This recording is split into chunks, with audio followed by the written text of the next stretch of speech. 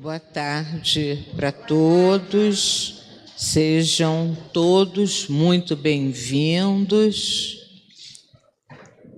e vamos iniciar a nossa reunião de estudo da tarde de hoje, de estudo e também de cuidados, de tratamentos para as nossas doenças físicas e as espirituais também, para as nossas carências, para as nossas saudades, que ao final da reunião de hoje todos nós possamos sair da casa de Abel Sebastião de Almeida profundamente agradecidos pelos benefícios,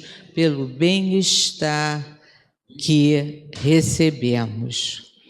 Então, para que nós nos coloquemos na posição de pacientes tranquilos, confiantes nos seus médicos, vamos esquecer um pouquinho do que ficou lá fora e vamos começar aquele exercício de fixação da nossa atenção nas palavras e em tudo mais que pudermos perceber na reunião de hoje. Peço à nossa irmã Eliane que nos auxilie na leitura do texto. Boa tarde.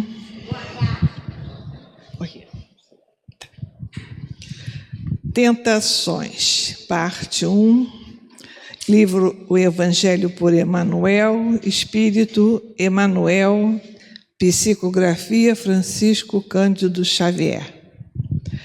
O êxito dos falsos profetas em nossa vida surge na proporção de falsidade que ainda abrigamos em nosso próprio espírito. O ouro tenta o homem, mas não move o interesse do corvo. Os detritos atraem o corvo, mas apenas provocam a repugnância do homem. Somos tentados invariavelmente de acordo com a nossa própria natureza. A perturbação não lançaria raízes no solo de nossa alma se aí não encontrasse terreno adequado. Não nos libertaremos, assim, das forças enganadoras que nos cercam sem a nossa própria libertação dos interesses inferiores. O ouvido que oferece asilo à calúnia é cultor da maledicência. A boca que se detém na resposta ao insulto naturalmente estima a produção verbal de crueldade e sarcasmo. Quem muito se especializa na contemplação do charco traz o pântano dentro de si. Quem se consagra sistematicamente à fuga do próprio dever, aceita a comunhão com criaturas indisciplinadas como se convivesse com mártires e heróis. Quem apenas possui visão para a crítica encontra prazer com os censores inveterados e com os incuráveis pessimistas que somente identificam a treva ao redor dos próprios passos. Tenhamos cautela em nós mesmos, a fim de que a nossa defensiva contra a mentira e contra a ilusão funcione eficiente. Não seríamos procurados pelos adversários da luz se não cultivássemos a sombra. Jamais ouviríamos o apelo às nossas vaidades se não vivêssemos reclamando o envenenado licor da lisonja ao nosso próprio eu enfermiço. Procuremos as situações e os acontecimentos, as criaturas e as coisas pelo bem que possam produzir, nunca pelo estímulo ao nosso personalismo desregrado. E os problemas da tentação degradante estarão resolvidos em nossa marcha. A árvore é conhecida pelos frutos, ensina o Senhor, e seremos queridos e admirados pelos espíritos que nos rodeiam, de acordo com os nossos próprios pensamentos e as nossas próprias obras.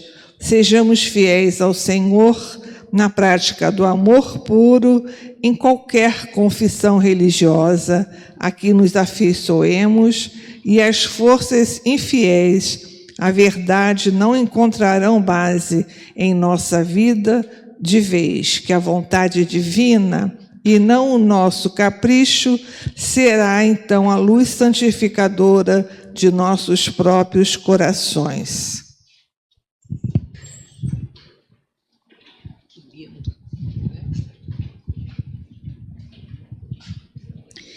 Que texto lindo, lindo.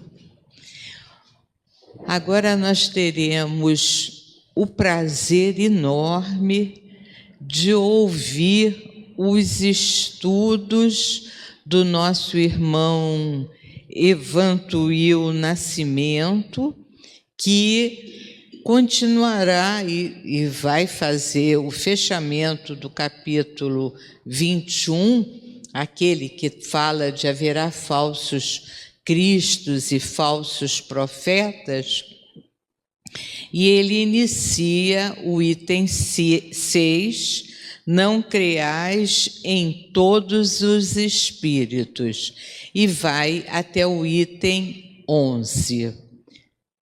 É muito profundo, é muito sério esse estudo, e que as bênçãos de Deus auxiliem e fortaleçam o nosso irmão Vantuil. Bom, boa tarde. Boa tarde.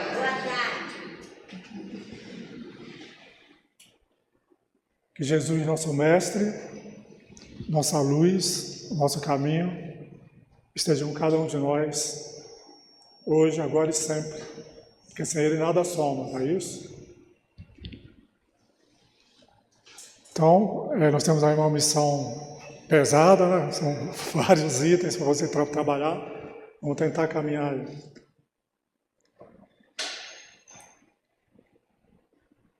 No livro Memória de um Suicida, Memória de Suicida da nossa médium Ivone Pereira, o diretor do Hospital Maria de Nazaré, quando ele está dando alta àqueles que tinham sido resgatados do Vale dos Suicidas e que tinham passado por um longo tratamento no hospital, eles estão tendo alta da parte ambulatorial, estão passando para um outro tratamento, o tratamento à base do Evangelho, tratamento psicológico, psíquico, e o Evangelho ali trabalhando a alma deles. Então, estão saindo do hospital e partindo para a parte do tratamento psíquico, psicológico. Mas continuam internados na colônia correcional Maria de Nazaré. E o diretor do hospital, Teócrito, convoca todos esses irmãos que estão tendo alta e mais todo aquele grupo de espíritos que estava lá internado e está fazendo uma pré-eleção para eles. Em determinado momento ele fala assim, que eu acho que dirige a todos nós, para que nós tomemos consciência de que somos seres imortais, não estamos aqui apenas nessa existência, nós já vivemos milhares de existências e estamos caminhando rumo à conquista da verdadeira felicidade, a conquista das bem-aventuranças do Cristo, né? E aí o diretor do hospital, Teócrito, é o nome dele, ele fala assim para os internos, olha, prestem bem atenção nisso, mas há milênios, o detalhe aqui é esse aí, há milênios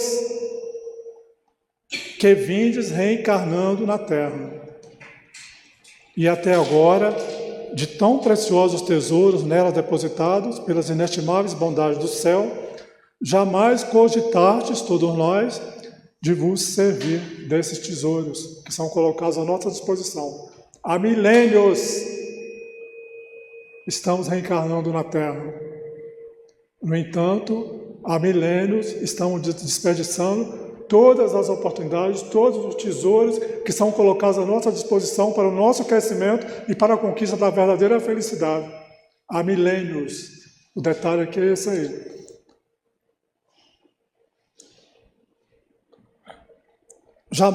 O tesouro jamais cogitar de vos servir. Por eles haveis passado indiferentemente, sem lhes examinar sequer o valor devido. Então essa é a nossa realidade. Somos espíritos imortais, estamos reencarnando aqui há milênios, não conseguimos enxergar e aproveitar os tesouros divinos que são colocados pela bondade divina, pela misericórdia divina ao nosso dispor, estamos desperdiçando essa oportunidade e aí vamos repetindo essa roda das reencarnações. A gente vai e volta. A maioria de nós chega no plano espiritual, nem sabe que desencarnou, já está de volta aqui e aí continua nesse circuito para fazer se despertar. Agora, por que tudo isso? Aí vem o nosso tema, né? Nós não deixamos, o Evangelho de Jesus veio para quê? Para nos libertar. Libertar a nossa mente, libertar a nossa vontade, libertar todo o poder que existe dentro de nós, que é como ele diz, podeis fazer tudo o que eu faço e muito mais. Então nós temos uma potência divina, poderosa dentro de nós. Tudo aquilo que Cristo fez, nós também podemos fazer. Poderemos fazer um dia, na medida em que desenvolvermos todos os dons espirituais que estão dentro de nós. Porque nós somos da origem divina. A centelha divina está depositada dentro de cada um de nós. Nós somos filhos de Deus. E como essa centelha está dentro de nós, nós temos todo esse potencial. Se nós, ao nascermos, herdamos o DNA de nossos pais e trazemos conosco toda aquela herança genética, nós, como filhos de Deus, também trazemos toda essa herança. Então isso está dentro de nós. Agora, por que a gente não aproveita? Porque a gente deixa dominar por mentes doentias, tanto encarnadas e desencarnadas, e aí vamos fazendo o atraso da nossa redenção, o atraso da nossa progressão. E aí vem Jesus buscando libertar toda a humanidade desse aprisionamento com a sua mensagem. Mas a sua mensagem continua esquecida para a maioria dos encarnados na Terra. E para todos nós a conheçamos, já tenhamos ouvido falar dela, né? Já tenhamos tido contato com ela, a maioria de nós prefere ficar na busca dos prazeres, na busca das conquistas materiais e esquece do verdadeiro tesouro que está à nossa disposição, que é o Evangelho do Cristo, que é um tesouro. Né? E aí vem essa mensagem maravilhosa desse capítulo 21. Jesus fala assim, aqui ele está no Sermão do Monte, ele fala assim, aqui é Lucas que está relatando, mas vem Mateus. O Sermão do Monte é o capítulo 5, 6 e 7 de Mateus. E Lucas e Marcos pegam alguma coisa ali. A árvore que produz maus frutos, tudo vocês já viram com a nossa irmã semana passada, o início do capítulo já foi, só estou fazendo uma introdução. A árvore que produz maus frutos não é boa, e a árvore que produz bons frutos não é má. Porquanto cada árvore se conhece pelo seu próprio fruto. É onde vão entrar os falsos profetas aí. Cada árvore se conhece pelo seu fruto. Não se colhem figos nos espinheiros, nem cachos de uvas nas sarças. Sarça é o mato, o campo, né? O homem de bem tira as boas coisas do bom tesouro do seu coração, e o mal tira do mau tesouro do seu coração, porquanto a boca fala do que está cheio o seu coração. Foi Lucas que registrou, está no Evangelho de Lucas, capítulo 6, 43 a 45. E aí vem Mateus no capítulo 7, de 15 a 20. Guardai-vos dos falsos profetas que vêm ter convosco cobertos de peles de ovelha e que por dentro e que por dentro são lobos rapazes vorazes, né? Aqueles lobos que querem enredar tudo em volta. Conhecê-lo-eis pelos frutos. Gente, isso aqui é uma mensagem altamente moderna. Embora Jesus tenha dito isso há 2.000 anos atrás, é uma mensagem altamente moderna que está cheia de lobos vestidos de ovelha por aí, enganando o povo e atrasando o progresso espiritual de todo. Por quê? Porque nós somos fracos. Nós nos deixamos enredar por esses lobos. Podem colher-se uvas nos espinheiros ou figos nas sarças.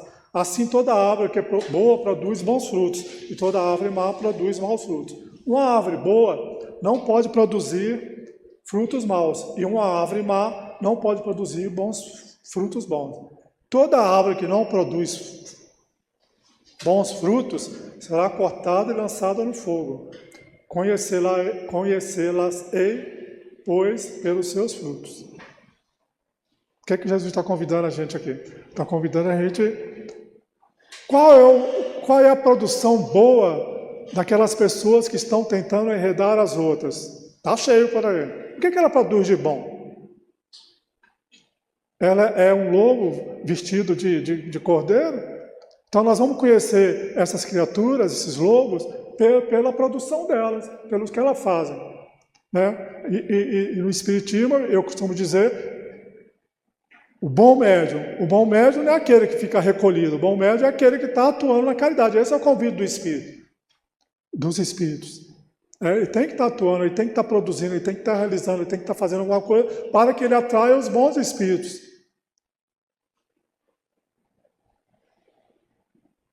E aí, o tempo ali já está passando, né? A gente pretende aqui fazer rapidamente o conceito do profeta, né? E aí eu vou inverter lá o evangelho, a proposta do evangelho de Kardec. Vou trabalhar primeiro Jeremias e os falsos profetas, depois não criar em todos os espíritos, os falsos profetas, caracteres do verdadeiro profeta, os falsos profetas da erraticidade. Espero conseguir chegar ao final, é muita coisa, né? E aí esse conceito de profeta, o próprio Evangelho segundo o Espiritismo, ele diz para a gente, isso foi trabalhado já semana passada com vocês aí. No sentido evangélico, o vocábulo profeta tem mais extensa significação. Diz-se de todo enviado de Deus com a missão de instruir os homens e de lhes revelar as coisas ocultas e os mistérios da vida espiritual. Isso é Kardec e o Evangelho segundo o Espiritismo, capítulo 21, item 4. Então, o sentido desse vocábulo profeta ele tem uma extensão muito maior, né? E aí vem lá no livro Consolador, também do Emmanuel, questão 277, e Emmanuel diz assim para a gente, os profetas antigos, por que os profetas antigos? Aqueles que estão lá no Velho Testamento e compõem os livros do Velho Testamento. E que esses profetas, eles foram o povo hebreu, durante toda a vida deles, sempre tiveram um profeta ali guiando os passos do povo hebreu. E aí houve um intervalo de 400 anos entre o último profeta, Malaquias, até aparecer João Batista. E depois João Batista e Jesus, ali um intervalo de 6 meses, que eles eram primos. Então, nesse intervalo entre Malaquias, o último profeta, e João Batista e a era de Jesus, são 400 anos que o povo hebreu ficou sem profetas. E aí ele acabou se perdendo, né? Então, o Emmanuel diz lá na questão 277 do Consolador, que esses profetas antigos, né, Isaías, Malaquias, Miqueias, Jeremias e outros mais, são 16 profetas, todos eles eram considerados missionários do Senhor. Eram missionários de Jesus. Junto à esfera de atividade propriamente material, os profetas antigos eram também os chamados à luminosa sementeira. Então, todos aqueles profetas que a gente vê no Velho Testamento, todos eram mensageiros de Jesus. Eles vieram adiantando a mensagem de Jesus, preparando o povo para a vinda de Jesus. É bem interessante, né? Nós vamos ver aqui na sequência, Jeremias viveu 650 anos antes de Jesus e ele já falava desse Messias que viria. Ele já pregava já estava preparando a sementeira. Então, é como ele diz aqui, né? Esses profetas todos já eram chamados a luminosa sementeira. Está ali, ser humano, na questão 277 do livro Consolador. E aí é perguntado a Emmanuel, nesse livro também, o Consolador, devemos considerar como profetas somente aqueles a que se referem às páginas do Velho Testamento? Aí o Emmanuel responde assim: além dos ensinamentos legados por Elias, olha que legal, né? Ou seja, não só aqueles profetas, Elias, Jeremias, Davi, Malaquias, temos de convir que numerosos missionários do plano superior precederam a vinda de Jesus, distribuindo no mundo o pão espiritual de suas verdades eternas. Aí vem Buda, o Siddhartha Gautama, né? Confúcio, Sócrates, Maomé, e todos eles foram mensageiros que vieram preparando a sementeira, preparando o terreno para a chegada de Jesus. Todos eles eram profetas enviados por Jesus, ou seja, a gente tem que ver só como profeta aqueles que estão lá no Velho Testamento, mas também todos esses que vieram, Sócrates, né, tá ali, Sócrates, todos eles, Confúcio, todos esses aí foram, na visão de Emmanuel, devem ser considerados como um profeta, porque eles vieram também preparar o terreno para a vinda de Jesus. A previsão, olha isso, na questão 276 do livro Consolador. Todas aquelas previsões que os profetas faziam nos livros sagrados dão a entender que os profetas eram diretamente inspirados pelo Cristo? Perguntava Emmanuel. Aí Emmanuel responde: nos textos sagrados das fontes divinas do cristianismo, as previsões e predições se efetuaram sob a ação direta do Senhor, pois só ele poderia conhecer bastante os corações e as fraquezas e as necessidades dos rebeldes, ou seja, dos seus tutelados. Ou seja, todos aqueles profetas estavam cumprindo a determinação do Cristo, estavam sendo orientados pelo Cristo, que é o governador espiritual do planeta. Então, as pessoas que estão mais presas ao estudo da Bíblia, né, que pega a Bíblia lá, o povo antigo entendia como Deus falando, né, os profetas falavam para Deus, falava para os profetas transmitiam. Não era Deus. Quem ali estava transmitindo a mensagem era Jesus, que é o governador espiritual do planeta. Mas, para o entendimento do povo da época, eles achavam que era Deus. Eles não tinham esse conhecimento que nós temos hoje. Eles nem sabiam da existência de Jesus ainda. Nem sabiam da existência de Jesus. Então era Deus. Deus que estava falando através dos profetas. Mas não era Deus. Emmanuel está aqui dizendo que era Jesus diretamente quem quem dava essas orientações. Que ele é o governador espiritual do planeta. Em tempo algum, as coletividades humanas, aqui ainda é o Consolador, ele está afirmando aqui que em tempo algum, a sociedade terrena jamais ficou sem um enviado divino, um enviado do Cristo para orientar a coletividade terrena. Jamais. Né? Em tempo algum, as coletividades humanas deixaram de receber a sublime cooperação dos enviados do Senhor na solução dos grandes problemas do porvir. Então, sempre tivemos esses enviados do Cristo, estão aí. Nesse momento aqui na Terra nós temos, né? Tivemos aí o Chico, né? Já temos aí o Divaldo trazendo as mensagens dele, Maria Teresa de Calcutá, a irmã Dulce, todos eles, né? Nós vamos ver que não só através das palavras essa mensagem é transmitida, mas principalmente através dos atos. Então a gente coloca a irmã Dulce, Maria Teresa de Calcutá e tantos outros mensageiros, um monte de gente que trabalha nas comunidades da nossa cidade, do nosso país, dentro das comunidades, lá com suas obras sociais, exemplificando o amor, exemplificando o bem. Todas essas criaturas estão ali, são mensageiros divinos, ali dentro daquela comunidade, trabalhando no bem e exemplificando o bem para todos nós.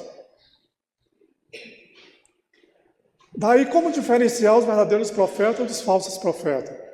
Né? Já que eles estão aí com a gente, como a gente diferencia? A resposta já foi dada, né? Pelos frutos.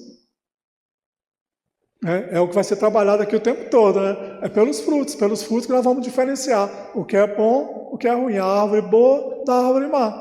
Qual é o fruto?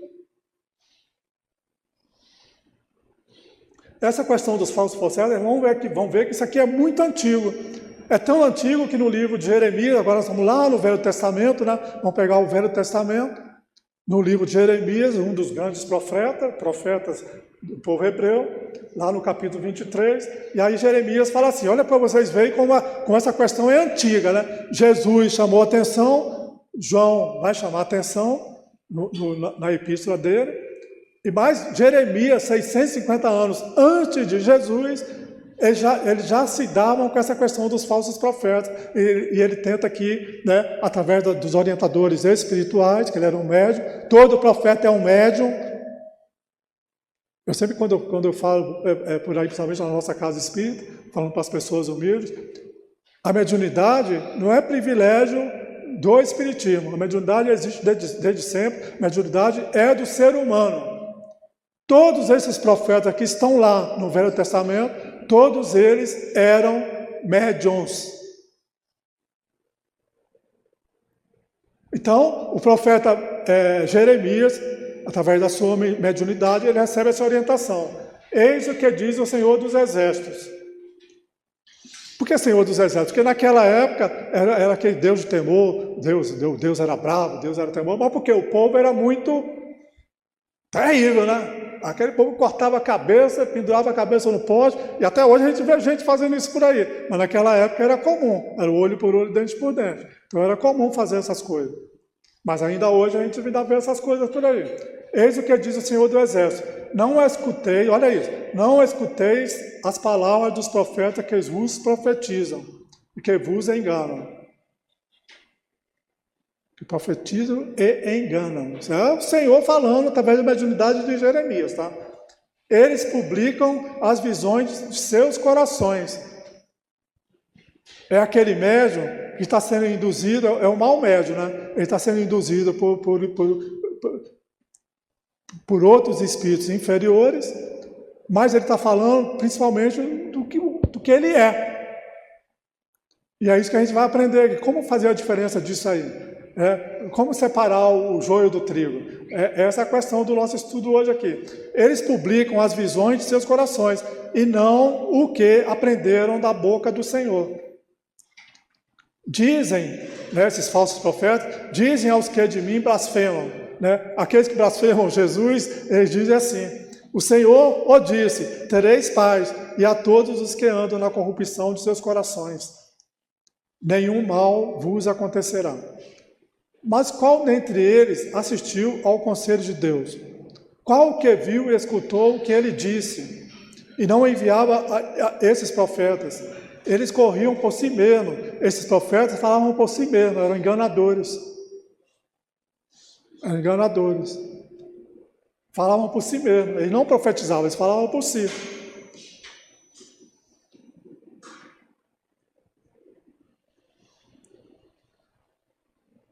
Eu não enviava esses profetas, eles corriam por si mesmos. Eu absolutamente não lhes falava. Eles profetizavam de suas cabeças. Eu ouvi o que disseram. Esses profetas que profetizavam a mentira em meu nome, dizendo, sonhei, né? Era o artifício que eles usavam naquela época e todo mundo acreditava. Até hoje tem gente que acredita nessas coisas, né? Vai lá no pai de santo ali da esquina, joga lá os búzios, ele diz que está vendo e todo mundo sai dali acreditando e faz isso, faz aquilo e está acreditando. Como que, eu pergunto a vocês, é possível um espírito elevado ficar à disposição de um suposto médium 24 horas por dia para atender aos nossos interesses materiais? Essas são as questões que a gente tem que raciocinar. Um bom espírito jamais estaria ao lado daquela criatura que está ali enganando as outras, encarnadas, é isso aqui que ele está falando, tratando de coisas materiais. Um bom espírito não está aí para isso. Então a gente tem que raciocinar. Esse é o nosso estudo de hoje. Sonhei, né? Eles usavam esse artifício. Até quando essa imaginação estará no coração dos que profetizam a mentira e cujas profecias não são senão seduções dos corações deles. Eles falam do que está dentro deles. Eles falam das enfermidades deles. Eles falam conforme a doença deles, a cabeça deles. Se, pois, este povo, ou um profeta, ou um sacerdote, vos interrogar e disser, qual o fardo do Senhor? Dir-lhes eis, vós mesmos sois o fardo, e eu vos lançarei bem longe de mim, diz o Senhor. Isso é Jeremias, profeta Jeremias, capítulo 23. É bom depois a gente pegar a Bíblia lá e procurar o profeta Jeremias. Aí, como eu disse, Jeremias nasceu por volta de 650 anos antes de Cristo. A missão profética dele foi de 625 a 585 antes de Cristo. E aqui está o que eu já falei, né? Dessa passagem conclui que já naquela época os charlatões e exaltados abusavam do dom da profecia. Abusavam da fé simples e quase cega do povo, bem parecido com os dias atuais, né? Predizendo por dinheiro coisas boas e agradáveis. Muito generalizado se achava essa espécie de fraude na nação judia, e fácil é de compreender que o pobre povo, em sua ignorância, nenhuma possibilidade tinha de distinguir os bons dos maus espíritos, sendo mais ou menos ludibriado pelos pseudo-profetas que não passavam de impostores ou fanáticos. E aí vem o Espiritismo. O Espiritismo, quando ele vem para clarear a nossa mente, né? E aí nós temos esse livro aqui, que é um livro fenomenal, que é o Livro dos Médiuns. Livro dos Médiuns. No Livro dos Médiuns, para quem quiser estudar essas questões todas, é um livro importantíssimo do Pentateuco kardeciano, é um dos mais importantes. Tanto é que ele foi o segundo a ser publicado. O primeiro foi o Livro dos Espíritos, o segundo o Livro dos Médiuns. Por que o segundo o Livro dos Médiuns? Porque essas coisas existiam muito. Então, ela precisava clarear a mente dos povos de então com relação a essas mentiras, essas falsidades, esses engodos, charlatanismo mesmo, falsificações que faziam para poder enganar o povo. Então vem o Espiritismo revelando para a gente as leis espirituais, e nas leis espirituais ele vai revelar para a gente essas questões todas da nossa relação entre o mundo espiritual e o mundo material. E aí vem a questão 459 do Livro dos Espíritos, quando Kardec pergunta aos espíritos: até que ponto os espíritos nos influenciam?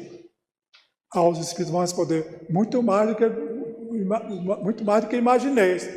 Na maioria das vezes, são eles que vos conduzem. Olha que questão interessante, né? Na maioria das vezes, são eles que vos conduzem. Por quê? Porque todos nós somos um espírito. E como espírito, todos nós temos uma antena psíquica que está aqui emitindo ondas de pensamento e recebendo ondas de pensamento. Então, nós estamos sob influenciação. Daí vem o vigiar e orar de Jesus.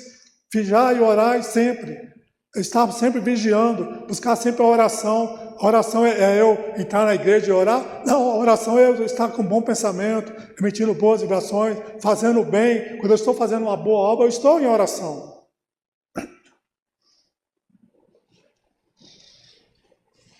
E aí o apóstolo João, na primeira epístola dele, capítulo 4, versículo 1, ele diz assim: meus amados, não creiais em qualquer espírito. Olha isso. João, lá atrás, né? Não creiais em qualquer espírito, experimentai se os espíritos são de Deus, porquanto muitos falsos profetas se têm levantado no mundo. Isso lá, 650 anos antes de Jesus, com Moisés, né? Quando Moisés proíbe que os nossos irmãos evangélicos ficam contra o Espiritismo, porque o Espiritismo trabalha com a mediunidade, mas e trabalha com essa relação com os mortos através da mesa mediúnica, e essas mensagens todas que o Espiritismo recebe, então o evangelismo condena. Mas ele condena baseado numa fala de Moisés lá no Pentateuco. Mas por que Moisés proíbe? Moisés proíbe exatamente por isso aqui, porque o povo hebreu era comum eles ficarem consultando as pitonisas. As pitonisas eram as bruxas, as médias daquela época, né? As pessoas que tinham esse dom de supostamente ver o além, e alguns até viam realmente, outros eram enganadores, mas a coisa era uma coisa tão comum que perturbava a vida da sociedade. Então Moisés vai lá, como legislador humano, e bate o martelo, e proíbe. Mas era para atender um momento. Mas vocês veem que naquela época isso já existia. 650 anos antes de Jesus, está lá Jeremias falando, João está aqui falando, Jesus falando. Então é uma questão que está aí, até hoje. Até hoje. Os falsos profetas estão aí, no nosso meio. A televisão está cheia. Hoje em dia, com as redes sociais, estão lotadas. Né? A sociedade terrena está se perdendo, porque é todo mundo sem preparo nenhum, um monte de gente louca, eu costumo dizer um monte de gente louca, sem preparo nenhum, falando um monte de coisa, e tendo seguidores. Aí é como o Divaldo fala, se aquela pessoa tem um seguidor, é porque ela está no mesmo padrão daquele que está falando. É igual, porque os iguais se atraem. Então aí vem esses loucos, essas pessoas preparadas falando um monte de coisa lá, aí tem 1 milhão de seguidores, 3 milhões de seguidores, isso e aquilo, e fica essa confusão. Então hoje em dia nós temos que tomar cuidado. Porque esses falsos profetas não estão apenas nas igrejas, entre nós, eles estão aí nas redes sociais.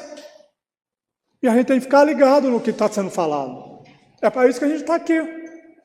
A gente tem que separar o joio do trigo, aprender a separar o joio do trigo. E a gente vai separar o joio do trigo exatamente por isso. A mensagem de Jesus é pelos frutos que se conhece a boa árvore. Então João está aqui falando, né? Hoje temos o Espiritismo a nos revelar leis espirituais e as relações do plano físico e espiritual, já falei, né? Os fenômenos espíritas, longe de abonarem os falsos cristos, os falsos profetas, como algumas pessoas apraz dizer, né? Os maledicentes ficam falando isso por aí. Golpe mortal desferiu. Por que o golpe mortal desferiu nele? Porque com o estudo e todos esses livros que compõem, que complementam o Pentateuco de Kardec, André Luiz, Manuel Filomeno de Miranda e muitos outros espíritos, Emmanuel, muitos outros espíritos, com todos esses ensinamentos, ele derrubou tudo isso aqui, ele clareou para a gente como separar o bom do mal, o joio do trigo. Não peçais ao Espiritismo milagres ou prodígios. Então o Espiritismo vem e acaba com essa história que tudo é milagre. Não existe nada disso. Naquela época é o maravilhoso, né? Então as pessoas vinham lá, diziam que podiam fazer isso, fazer aquilo, quando não podia. Estava ludibriando. Tudo é lei espiritual. São espíritos que manipulam as leis e as coisas acontecem. O Espiritismo revela outras leis, além das leis materiais, que regem as relações entre o mundo corpóreo com o mundo espiritual. O Espiritismo revela outra categoria bem mais perigosa. Agora, revela outra categoria bem mais perigosa de falsos cristos e falsos profetas que se encontram não entre os homens, mas entre os desencarnados. Então, existem falsos cristos e falsos profetas não apenas entre os homens encarnados, mas também entre os espíritos que se utilizam de médiuns para poder... de maus médiuns, né? Se utilizam de maus médiuns para poder enganar toda uma massa e até destruir um trabalho. Não vai dar tempo de falar que a hora corre, né? Nesse livro aqui, Trilha da Libertação, do Divaldo Pereira Franco, o Espírito Manuel Filomeno de Miranda. Ele vai trabalhar conosco exatamente isso aí e exatamente o que foi lido na nossa mensagem inicial. Se puder juntar a mensagem inicial com as histórias desse livro, é exatamente isso aí. São médiuns, a história de médiuns que se deixam pela vaidade, pelo orgulho, pela a vontade de ter poder, de ter dinheiro, isso e aquilo, eles se deixam envolver por esses falsos profetas do mundo espiritual e acabam se perdendo, os médiuns acabam se perdendo, e muitas das vezes destroem até obras grandiosas que estavam por se realizar.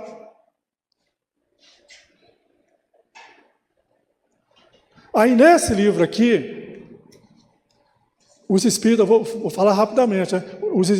Manuel Filomeno de Miranda mostra para a gente um momento lá em que um espírito, chefe de legião, está apresentando o programa de trabalho dele. Eu estou resumindo bem o livro aqui, tá? O programa de trabalho dele para dominar o mundo. E como é que ele vai derrubar cada um? Vocês vão ver como é fácil derrubar cada um de nós aqui. Então ele diz que o homem é um animal sexual. Então ele vai dominar cada um de nós pelo sexo. E ele vai explicar por quê, mas eu não vou entrar aqui porque não vai dar tempo. O segundo item, ele fala assim, que se nós não caímos em um, nós vamos cair em outro. O outro item que ele diz que nós podemos cair se a gente não cair lá na área sexual, nós vamos cair na área do narcisismo. Na área sexual é aquela questão, né? Eu estou bem no meu trabalho. Olha que eu já vi casos disso trabalhando em mesa mediúnica, lá no Centro Espírita, lá em Copacabana, no Paulo de Tarso. Nós atendemos uma senhora, ela estava praticamente já na segunda fase da obsessão, da fascinação. O espírito estava dominando ela totalmente. Ela era uma chefe de uma ONG. E aí os espíritos colocaram na vida dela um homem.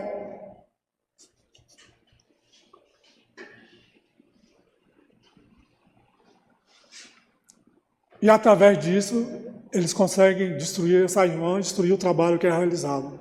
E aí ela é levada à nossa reunião mediúnica lá em Copacabana, no Centro Espírita no Paulo de Tarso, lá em Copacabana, fica lá em cima, quase na divisa com Ipanema, lá em cima, posto 6, lá em cima. Ela foi levada para nós a tratarmos numa reunião mediúnica, fortíssima. Então, eles dizem aqui que se a gente não cai na área sexual, então vem o segundo ponto, que é o narcisismo, que é o que está muito em moda aí, né? Todo mundo preocupado com beleza, academia, todo mundo se exibindo nas redes sociais, mulher, homem, todo mundo querendo se mostrar. Então eles estão usando, e com isso estão desviando toda a sociedade terrena do caminho do bem. Estão atrasando o progresso de todos nós. E aí, se não cai no sexo, se não cai no narcisismo, vai cair o quarto ponto, o terceiro ponto, vai cair poder. Terceiro, o poder tem prevalência na natureza humana. Tem aquela questão, se quer conhecer o homem, dá poder para ele. Não é verdade? Se ele tiver fraqueza, ele vai cair. Cai mesmo. Então, é o que ele está falando aqui. São os pontos que ele está falando que está orientando a prédio de espírito trevoso dele lá, os obsessores dele, o grupo de obsessores dele, para agir nesses pontos aí. Quarto ponto, dinheiro.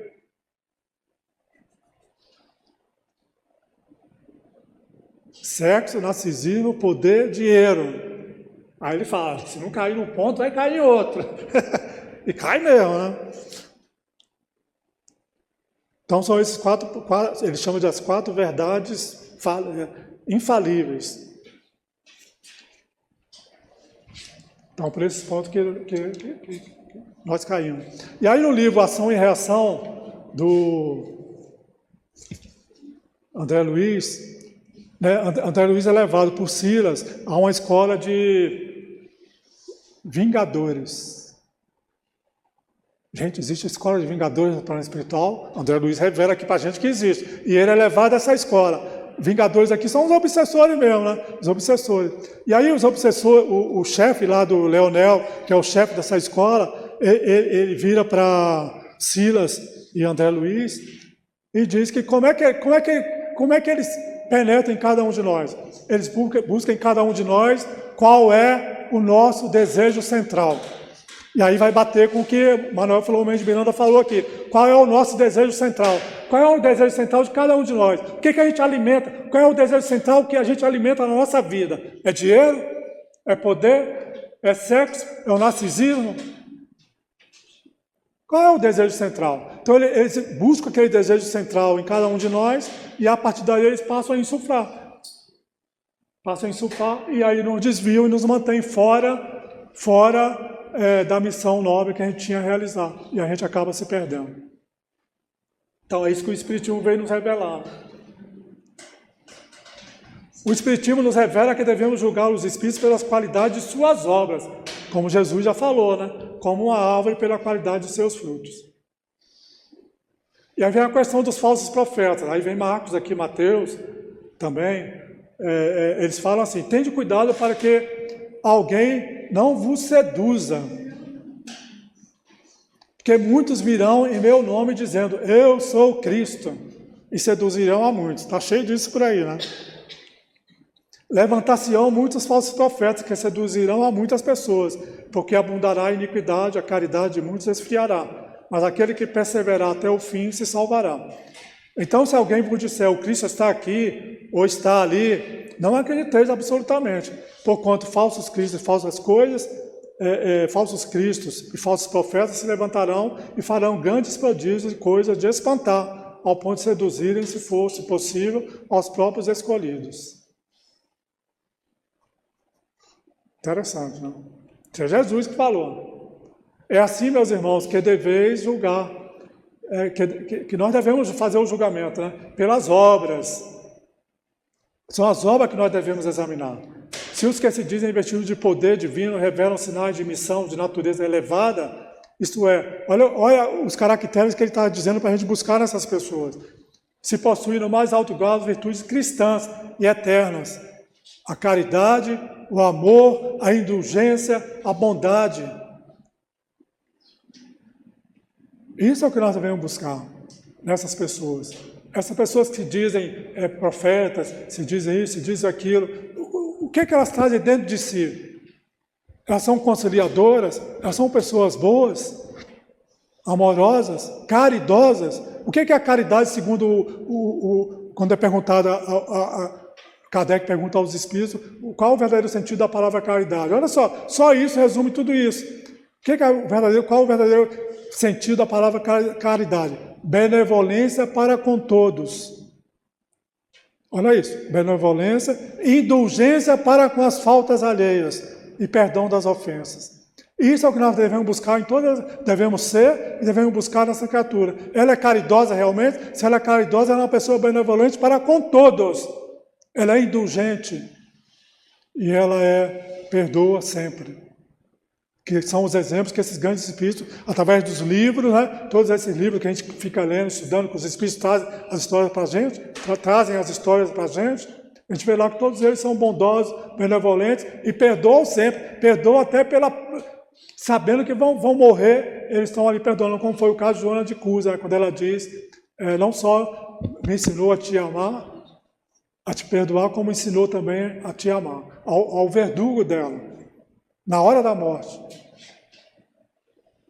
E Paulo de Tarso também tem uma dessa lá, né? Quando ele diz, o verdugo dele está ali no momento da decapitação, mas ele está vacilando. A grandeza moral de Paulo de Tarso era tão grande que ele, na hora de executar Paulo, ele fica vacilando. Mas ele estava amando do imperador Nero, maluco Nero, doido.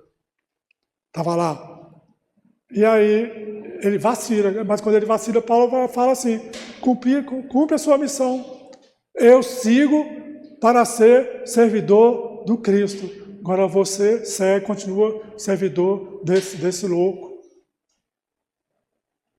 Ele não fala com essas palavras, mas é mais ou menos isso. Ou seja, ele perdoa, cumpre a sua missão. Porque eu, com a minha fé, tenho certeza que eu continuo servindo ao Cristo.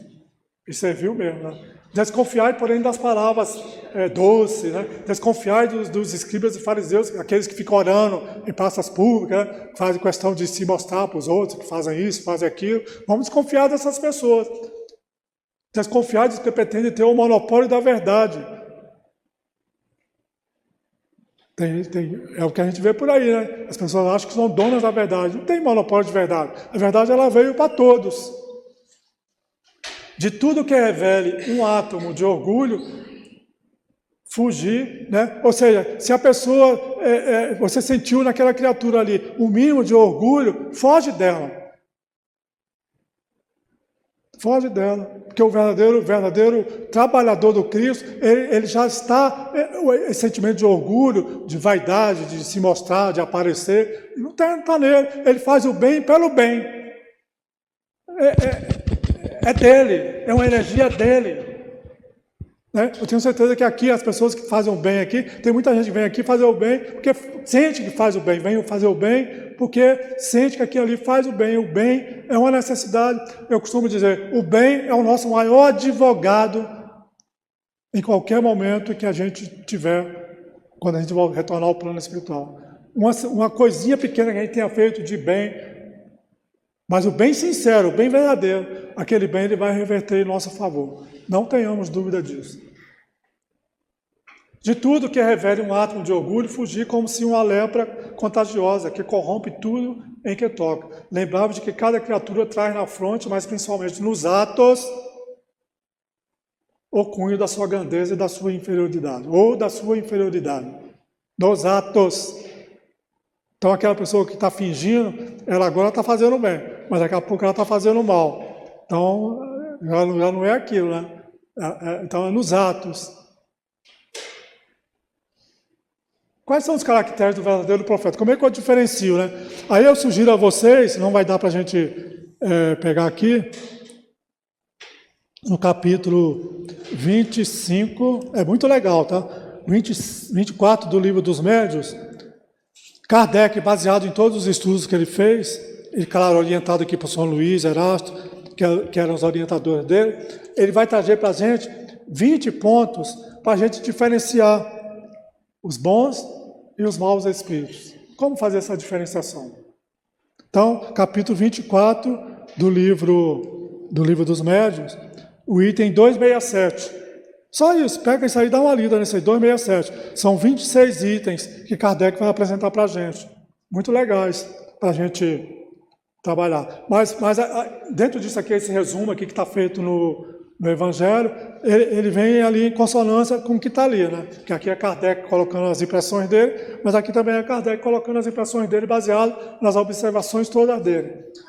Então, ficai certo de que Deus só confia missões importantes aos que Ele sabe capazes de as cumprir. Deus só dá missão importante a quem está preparado para aquela missão. Porquanto as grandes missões são fardos pesados, que esmagariam o homem carente de forças para carregá-los. Em todas as coisas, o mestre há de saber mais do que o discípulo. Ou seja, o mestre, aquele que está à frente, ele tem que saber mais que o discípulo. Para fazer que a humanidade avance moralmente e intelectualmente, são precisos homens superiores em inteligência e em moralidade, as duas asas da evolução nossa. Inteligência e moralidade. Por isso, para essas missões, são sempre escolhidos espíritos já adiantados, que fizeram suas provas em outras existências, visto que se não fossem superiores ao meio em que tem de atuar, nula lhes resultaria a ação. Então, os verdadeiros profetas, eles são espíritos altamente preparados.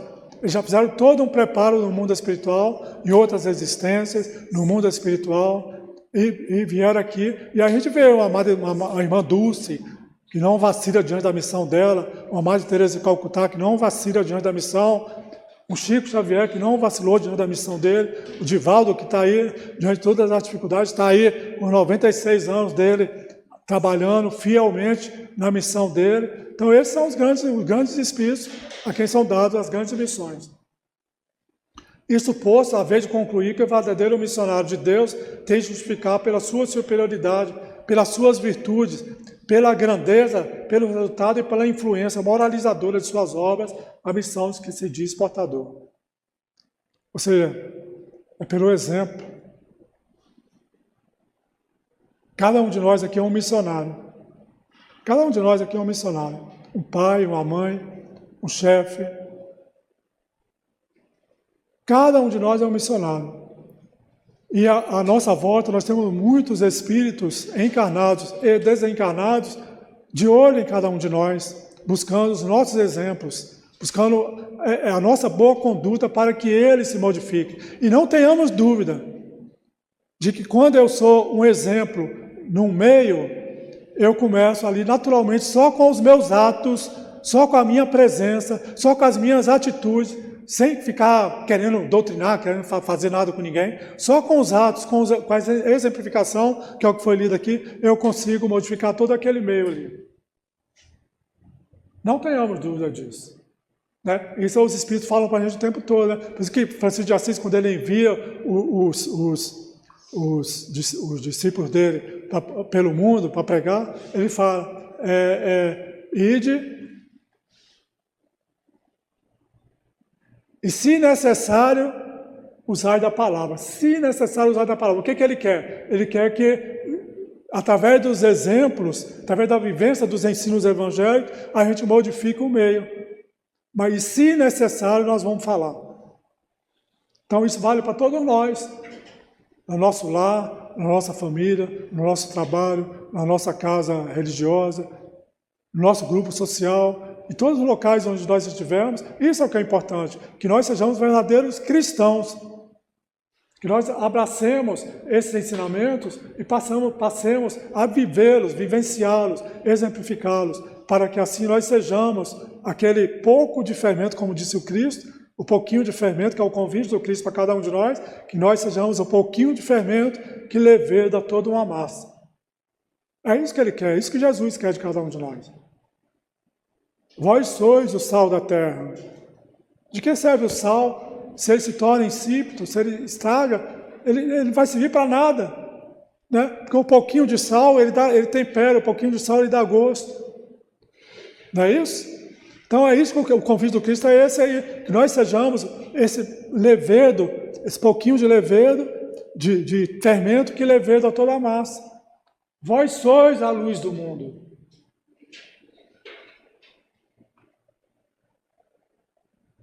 E seremos a luz do mundo na medida em que exemplificamos, vivemos, buscamos viver esses ensinamentos cristãos, na medida em que nós abraçamos o Evangelho de Jesus e buscamos vivê-los. É fácil? Não é fácil.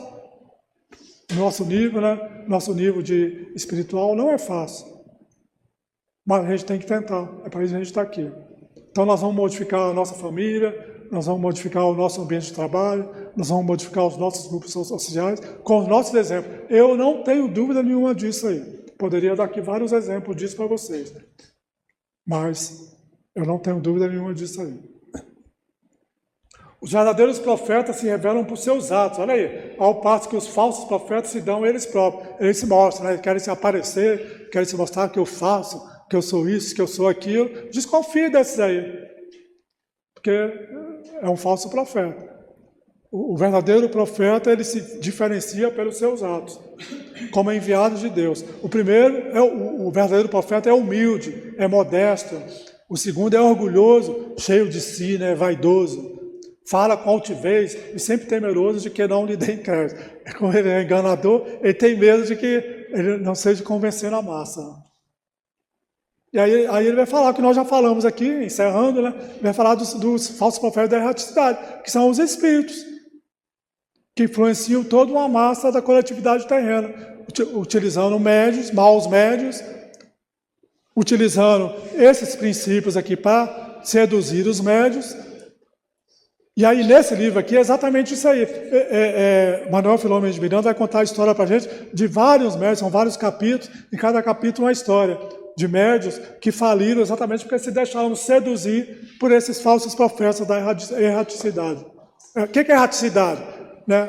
Essa é a pergunta, a maioria deve saber, mas alguns não. Falsos profetas da erraticidade, todos nós estaremos na erraticidade quando nós desencarnarmos, quando nós retornarmos ao plano espiritual. Quando nós estamos no plano espiritual, nós estamos na erraticidade. Quando nós estamos encarnados, estamos aqui com o corpo material. Então, os falsos profetas da erraticidade são os falsos profetas que estão no mundo espiritual, espíritos malfeitores, imperfeitos, ignorantes, que tentam ludibriar, enganar toda uma massa. Então, é legal que o Espiritismo veio revelar tudo isso para a gente. Né? Aí eles espalham o fermento de antagonismo, impera isolamento, né? Como eles são falsos, a gente vê por aí, né? Essas pessoas que se isolam, né? Eles seduzem um grupo de pessoas, depois isolam aquelas pessoas, a gente vê muito isso nos Estados Unidos, Europa, né? Isolam aquelas pessoas para poderem dominarem ali e obterem o que eles desejam. É muito louco isso, né? Mas é isso aqui, são médiuns, maus médiuns, influenciados por esses espíritos, e que nós não deixamos levar. Aquele grupo de pessoas se deixa levar e se deixa dominar por essas pessoas. Então é um estudo muito legal, vou parar por aqui, né, que chegou a nossa hora. É um estudo muito legal, deu para a gente falar a maioria, mas a mensagem principal que a gente precisa ter aqui é pelos frutos que a gente conhece a boa árvore. Então vamos lá, aquela pessoa é bondosa, é caridosa, é harmoniosa, a mensagem dela é uma mensagem leve, uma mensagem de amor, uma mensagem de paz, ou é uma pessoa que está disseminando a discordância, a maledicência, a discórdia. Então a gente tem que aprender a diferenciar isso aí. E o convite do Espiritismo para todos nós é exatamente isso aí, para a gente nos libertar. O convite de Jesus, né? Conhecereis a verdade vos libertará. O Espiritismo veio trazer para a gente, é o Consolador prometido, ele veio trazer para a gente todas essas verdades aí. Então nós temos aí com o Pentateuco Espírita, mais os livros subsidiários, né? André Luiz, Emmanuel e todos os outros, uma mensagem maravilhosa para a nossa libertação. Que Jesus, nosso Mestre, nossa luz, nosso caminho, permaneça com cada um de nós, permaneça nessa casa, orientando os dirigentes da casa, orientando os frequentadores, orientando a cada um de vocês aqui, tá bom? Que Deus abençoe os lares de vocês. Muito obrigado.